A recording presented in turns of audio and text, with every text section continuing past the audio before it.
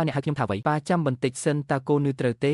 នេះត្រូវបានគេសន្មតថាជាស្ត្រីដ៏ស្រស់ស្អាតបំផុតនៅក្នុងទីក្រុងជែងឆេងលោកប្រធានាធិបតីសៀវបៃស៊ឺមិនត្រឹមតែចង់រៀបការជាមួយលូយុនឈួនហើយនៅតែនៅជាមួយនាងខ្ញុំមានកូនម្នាក់ហើយខ្ញុំជាឪពុកនិងម្ដាយ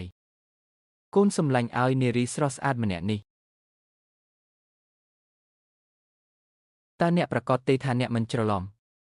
នេះគឺជាអ្នករបាយការណ៍តេស្តឪពុកម្ដាយសម្រាប់កុមារស្វែងរកភស្តុតាងពីគ្រូពេទ្យថាអ្នកជាកូនឪពុកបង្កើតរបស់ក្មេងប្រុសតូចនេះតើនេះពិតជាកូនរបស់ខ្ញុំមែនទេចាំបន្តិចសិនតើស្ត្រីម្នាក់នេះគឺជាស្ត្រីដែលអ្នកធ្លាប់ជាកាលពី5ឆ្នាំមុនមែនទេនេះគឺជាស្ត្រីម្នាក់ពី5ឆ្នាំមុនដែលបានអង្វរខ្ញុំអ្វីដែលអ្នកបានជួបប្រទះកាលពី5ឆ្នាំមុនបានធ្វើឲ្យប្រតិកម្មដែលមិននឹកស្មានដល់របស់ខ្ញុំក្នុងរយៈពេល5ឆ្នាំតែជាអ្នកដែលមើលថែគាត់កូនឲ្យថ្ងៃនេះម៉ាក់មករកកូនមិនមែនមកសុំ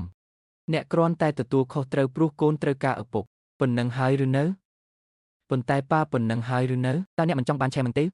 ខ្ញុំមិនដែលរំពឹងរឿងនេះទេខ្ញុំលូយន់ឈួនបានវង្វេងផ្លូវឆ្ងាយពាក់កណ្ដាលជីវិតស្រាប់តែមានកូនស្រីគួរឲ្យស្រឡាញ់ម្លេះអ្នកបានរកឃើញវាយ៉ាងងាយស្រួលដូច្នេះគ្មានពេលខាត់បងទេយើងនឹងទៅយកសម្បត្តិអាពាហ៍ពិពាហ៍ឥឡូវនេះតើមនុស្សម្នាក់អាចមិនចង់ទទួលខុសត្រូវដោយរបៀបណាខ្ញុំនាគដ៏ទេវភាពលូយន់ឈួនតើវាអាចទៅរួចយ៉ាងដូចម្តេចដែលនៅពេលដែលអ្នកទៅយកមនុស្សដែលអ្នកស្គាល់ឥឡូវនេះ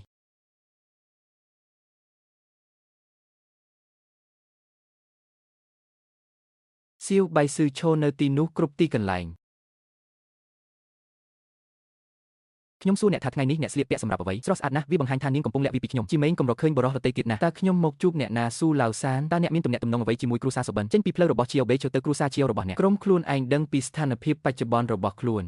ខ្ញុំត្រូវការឲ្យអ្នកត្រឡប់មកជាមួយខ្ញុំវិញហើយជួបជាមួយមេងសាច់ដោះស្រាយបញ្ហាទាំងអស់ដែលតាក់ទងនឹងអាពាហ៍ពិពាហ៍សូមឲ្យខ្ញុំជួយអ្នកដោះស្រាយបញ្ហាឥឡូវនេះស្ថានភាពរបស់ក្រុមជាអូមិនមែនជារឿងធម្មតាទេវាគឺជាមេងឈៀនចុងដែលបានធ្វើរឿងនេះមែនទេវាគ្រាន់តែចង់បង្ខំខ្ញុំឲ្យរៀបការវិញហើយប្រាប់ពួកគេគាត់សុបិនចង់បោះបង់ចោលគំនិតនោះមែនហើយត្រូវហើយខ្ញុំមានប៉ារួចហើយអ្នកកំណាចឲ្យចូលនៅឲ្យឆ្ងាយពីយើងហាងជួសជុលរថយន្តតូចមួយដែលខូចដោយសាររបស់ទាំងនោះមិនព្រមតាមខ្ញុំផងបើខ្ញុំត្រឡប់ទៅវិញខ្ញុំនឹងដោះស្រាយវាមុនគេនៅថ្ងៃនេះខ្ញុំនឹងដោះស្រាយជាមួយក្មេងនេះហើយបន្ទាប់មកខ្ញុំនឹងមើលថែអ្នកយកគាត់មកវិញហើយប្រយ័ត្នកុំឲ្យគាត់ប៉ះខ្ញុំ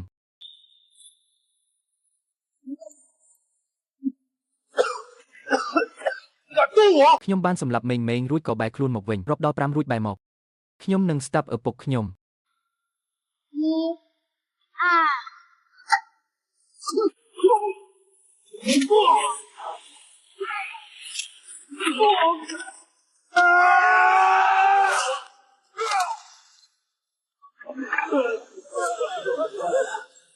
ខ្ញុំមិនចង់ដើរនៅចំពោះមុខកូនទេតើមិនមែនជាផ្នែកដែលត្រូវធ្វើដោយដៃនៃដំណើរការដើម្បីទទួលបានសម្បត្តិអាពាហ៍ពិពាហ៍ទេតោះទៅ